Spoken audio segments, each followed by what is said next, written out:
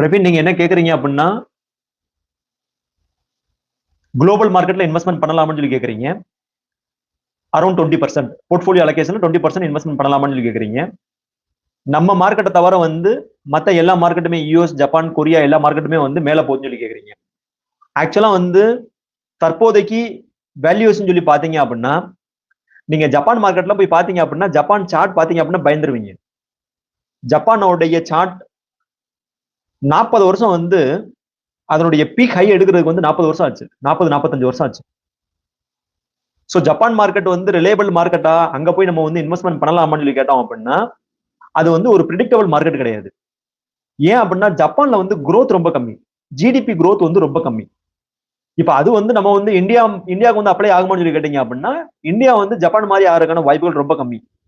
ஏன் அப்படின்னா இந்தியாவுடைய ஜிடிபி growthன்றது இந்தியன் ஐஎன்ஆர் பிரகாரம் பார்த்தோம் அப்படின்னா அரௌண்ட் 10 to 11% இருக்கும். டாலர் டேர்ம்ல பார்த்தோம் அப்படின்னா அரௌண்ட் 6% இருக்கும். அப்ப இந்தியான்றது ஒரு growth இருக்கும், ஜிடிபி லெவல்ல ஒரு growth இருக்கும். ஜப்பான் அந்த மாதிரி இருக்காது. ஜப்பான் அதனுடைய growth ஜிடிபி growth டாலர் டேர்ம்ல பார்த்தோம் அப்படின்னா 1%, 1.5%, ஒரு சில நேரங்களில் அதை காட்டிலும் ரொம்ப கம்மியா இருக்கும். ஸோ அதனால ஜப்பான் மார்க்கெட் அலோகேஷன் பண்ணலாமா அப்படின்னு சொல்லி கேட்டோம் அப்படின்னா அது ரிஸ்க் அதிகம். அது ஒரு ப்ரிடிக்டபிள் மார்க்கெட் கிடையாது. இப்ப இதுவே கொரியா மார்க்கெட் எடுத்தீங்க அப்படின்னா கொரியா மார்க்கெட்ல இன்வெஸ்ட்மெண்ட் பண்ணலாமான்னு சொல்லி கேட்டீங்க அப்படின்னா அதுவும் ப்ரிடிக்ஷன் கிடையாது. ஏன்னா அது ரொம்ப சின்ன கண்ட்ரி. அதனுடைய வேல்யூஷன், டோட்டல் மார்க்கெட் கேபிட்டலைசேஷன் எல்லாம் பார்த்தோம்னா ரொம்ப கம்மி. ஸோ அதுலயும் நீங்க போய் ஒரு ப்ரிடிக்டபிள் கிடையாது. கொரியா மார்க்கெட் ஒரு ப்ரிடிக்டபிள் கிடையாது. எந்த மார்க்கெட் ஓரளவுக்கு ப்ரிடிக்டபிளா இன்வெஸ்ட்மெண்ட் பண்ணக்கூடிய மார்க்கெட் சொல்லி கேட்டீங்க அப்படின்னா யூஎஸ் மார்க்கெட். யூஎஸ் மார்க்கெட் பாத்தீங்க அப்படின்னா அதனுடைய ஜிடிபி growth இருக்கும். Second technology innovation country.